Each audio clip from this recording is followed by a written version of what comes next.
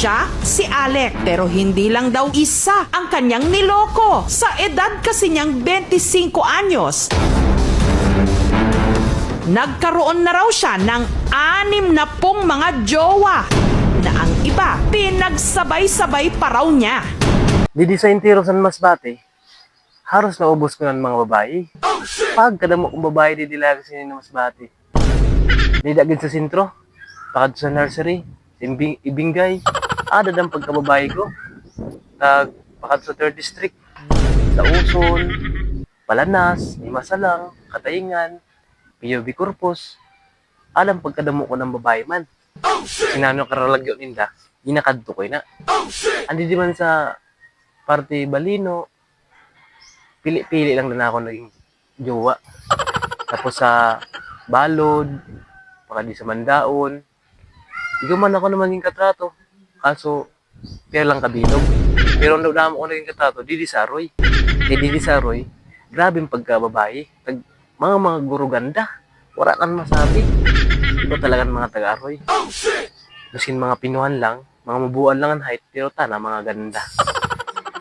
Ano ba nga yun, nagkaralimutan ako na sa kadamo-damo. Ay, sa mga isla, sa Tikaw, pa Burias. Nakabot ako nila, lalo na sa Nasinto. Sa Monreal, ng pagkababae ko man. Hindi ko gina magkaralimutan na sinda. Abot nga niya kay kita sini. Karamihan sa mga nagiging nobya raw ni Alec, nakikilala niya online. Sinampay ko nga ni, ginabantayan ko. Ikaw pa kaya nakatrato ko. Aray ko. Paka. Pag may nakita ka na babae, daliyon mo lang sa mga turok. Yun ba ulit ka para mapasunod mo kayo ng babae. Tapos, yun, sa mga killer smile na lang. Killer smile. Amo yan manadaling babae. Tag kung maiwan mo sa FB name, siyempre pag naiwan mo FB name, i-chat mo. Anong pamanggali. Tapos diskarteon mo na. Tapos i-chat mo, sabihin mo, hi. Tag ma-reply man siya, hello. Tag reply mo man siya, araw may kamayo ka. Masabi niya, sino man? Sabihin mo, si Papa. Tapos ma-reply man siya, Papa, yung Papa nga sawahin ko.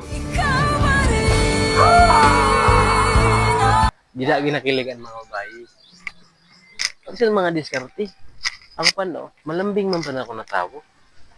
Tapos, minsan napupulsinda. Hindi ko nga ni aram. Pinanganak man siguro kita na gwapo.